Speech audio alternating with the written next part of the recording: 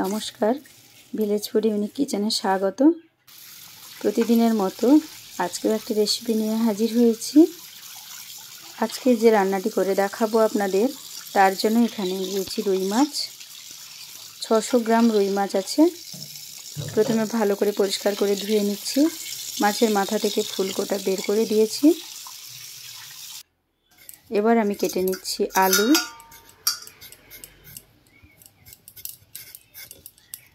পাতলা করে আলুর খোসাগুলো ছাড়িয়ে নেব।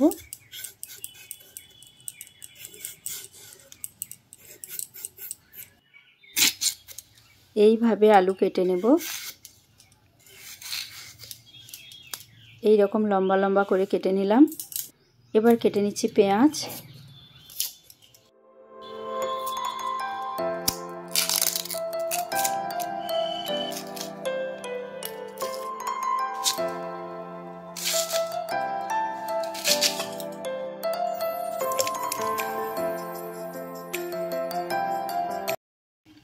এবার আমি কেটে নেব সজনে ডাঁটা। ডাঁটাগুলো এইভাবে টুকরো টুকরো করে কেটে নেব। ওপরের ছালগুলো এইভাবে ছুলে নিচ্ছি। এই সময় বাজারে প্রচুর ডাঁটা পাওয়া যাচ্ছে, তাই বন্ধুরা এই সময় যত পারেন ডাঁটা রান্না করে খান। আর ডাঁটা কিন্তু এই সময় খাওয়াটা ভীষণই প্রয়োজনীয়, শরীরের জন্য খুবই উপকারী। সমস্ত ডাঁটা কেটে নিয়েছি। এবার মাছের টুকরোর মধ্যে লবণ আর হলুদ গুঁড়ো মাখিয়ে নেব।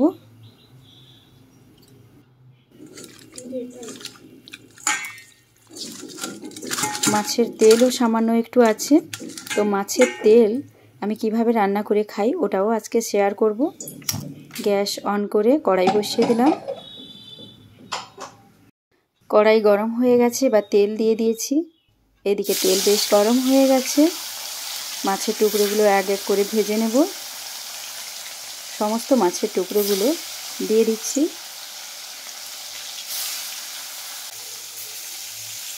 একসঙ্গে সমস্ত মাছের টুকরোগুলো ভেজে নেব, তাই বেশি পরিমাণে তেল দিয়েছি।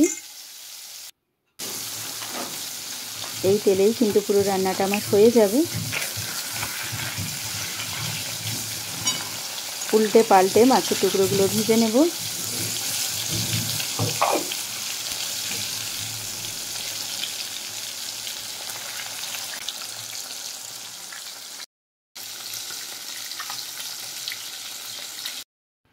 মাছের টুকরোগুলো এবার আমি তুলে নেব।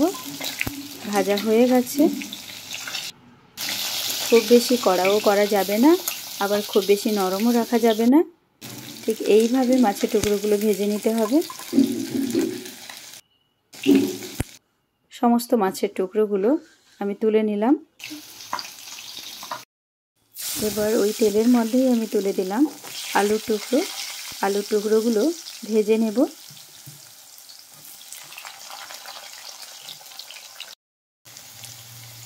দিয়ে দিলাম লবণ, দিলাম হলুদ গুঁড়ো। এবার নাড়াচাড়া করে খুব ভালো করে ভেজে নেব। এই ভাজার সময় কিন্তু আলু খুব সুন্দরভাবে সেদ্ধ হয়ে যাবে। একটা ডাঁটা চলে এসেছিলো, ওটাকে তুলে নিয়েছি। বেশি ভাজা যাবে না, তাই।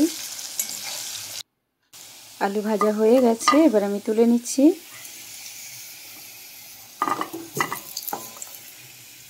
এইভাবে ভেজে নিয়েছি দেখুন। এবার আমি ওই তেলের মধ্যে ভেজে নেব সজনে ডাঁটা। সজনে ডাঁটা খুব হালকা করে ভাজতে হবে, তাই আলাদা করে ভেজে নিচ্ছি। এতে আর লবণ দিলাম না, এমনিতেই তেলের মধ্যে লবণ আছে, তাই হালকা করে ভেজে নিয়েছি। এবার আমি তুলে নিচ্ছি।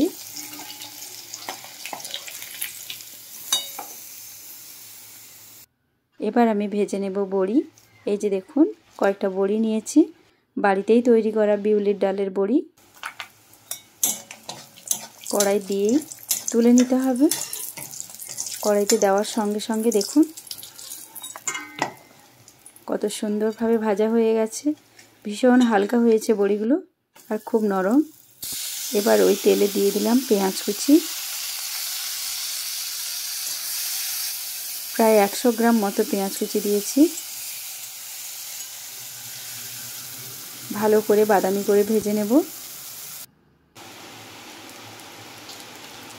দিয়ে দিলাম লাল লঙ্কার গুঁড়ো 1 টেবিল চামচ, দিয়ে দিলাম হলুদ গুঁড়ো 1.5 টেবিল চামচ,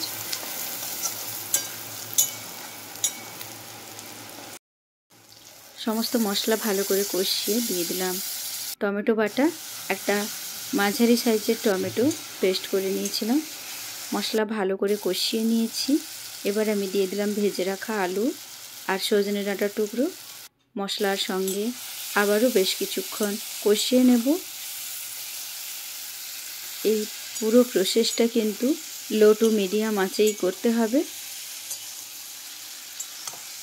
খুব সুন্দরভাবে কষিয়ে নিচ্ছি দেখুন। এবার আমি দিয়ে দিলাম গরম জল।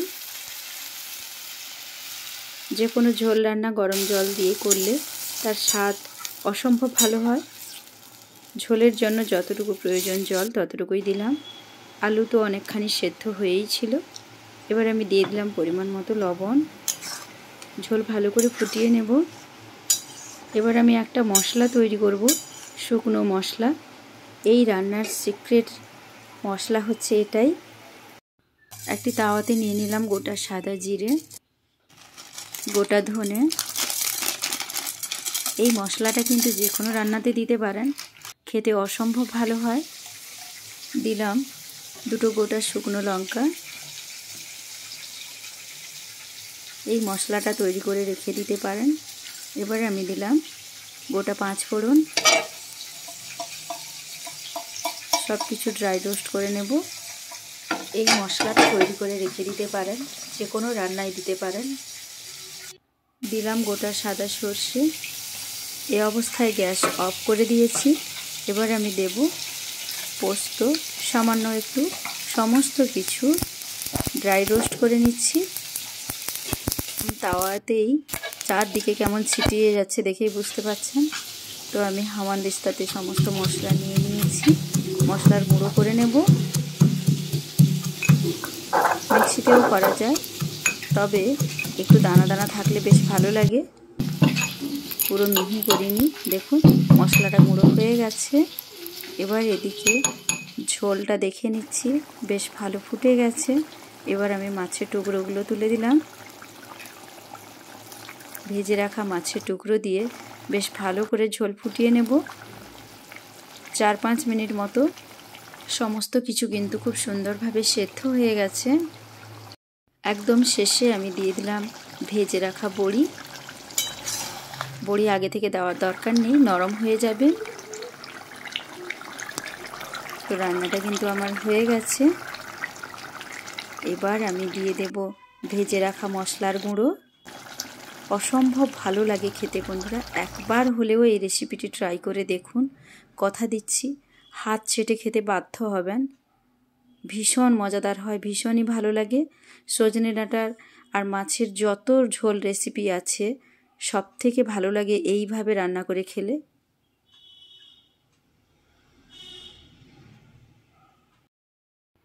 তো সজনে ডাঁটা, আলু, বড়ি, মাছের ঝোল হয়ে গেছে। এবার আমি ভেজে নেব মাছের তেল। দেখুন কড়াইতে দিয়ে দিয়েছি সাদা জিরে আর কয়েকটা কাঁচা লঙ্কা, এইভাবে কেটে নেব। এবার আমি দিয়ে দিলাম মাছের তেল, নুন হলুদ মাখানো আর কয়েকটা পেঁয়াজ কুচি। অসম্ভব ভালো লাগে বন্ধুরা, গরম ভাতের সঙ্গে এই ধরনের যদি মাছের তেল ভেজে খান, শুধু মাছের তেল ভাজা দিয়েই 1 থালা ভাত খাওয়া হয়ে যায়। মাছের তেল ভেজে নিয়েছি, এবার আমি তুলে নেব আর গরম গরম পরিবেশন করে দেখাবো। আজকের ভিডিওটা একটু লং হয়ে গেল, ধৈর্য ধরে পুরো ভিডিওটা নিশ্চয়ই দেখেছেন। তাহলে দেখা হবে নেক্সট ভিডিওতে।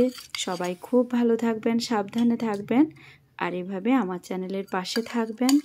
যেসব বন্ধুরা এখনও সাবস্ক্রাইব করেননি প্লিজ চ্যানেলটা সাবস্ক্রাইব করে দিন। বন্ধুদের মধ্যে খুব বেশি পরিমাণে শেয়ার করুন। লাইক কমেন্ট করতে ভুলবেন না যেন। মাছের তেল ভাজাটা দারুণ হয়েছে।